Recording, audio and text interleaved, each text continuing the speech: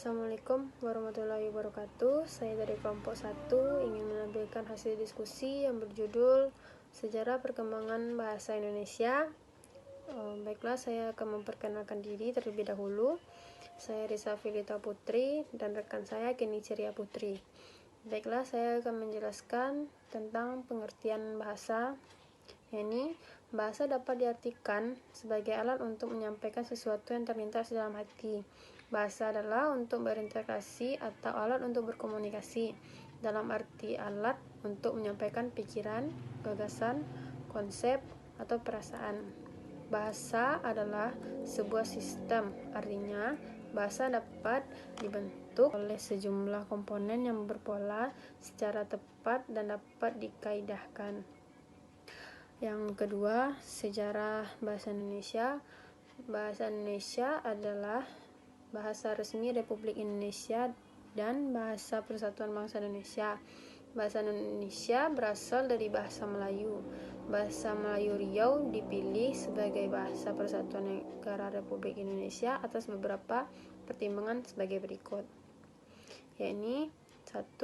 Jika bahasa Jawa digunakan, suku-suku bangsa atau golongan lain di negara Indonesia akan merasa dijajah oleh suku Jawa yang merupakan golongan mayoritas di Republik Indonesia.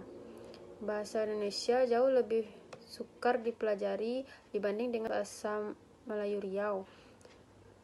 Ada tingkatan bahasa halus, biasa, dan kasar yang digunakan untuk orang yang berbeda dari segi usia, derajat, maupun pangkat.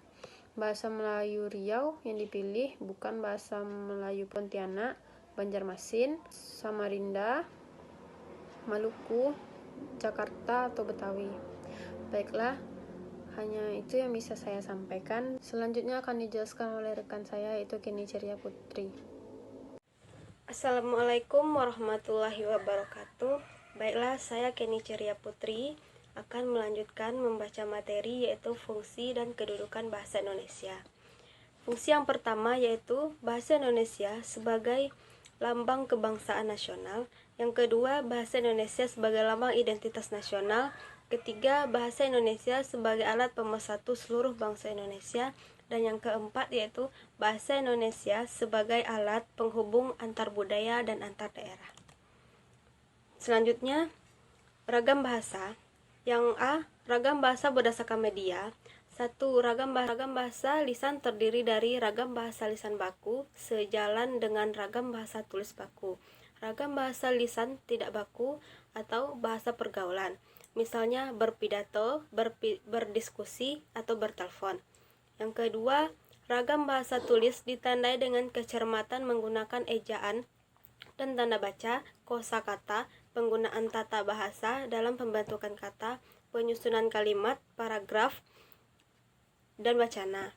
Yang B yaitu ragam bahasa berdasarkan waktu.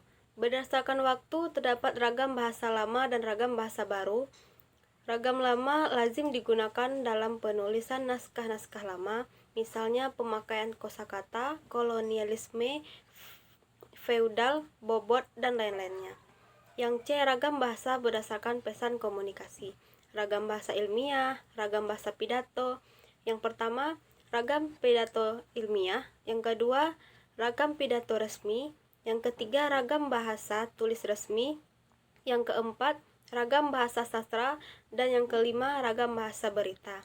Sekian dari saya. Wassalamualaikum warahmatullahi wabarakatuh.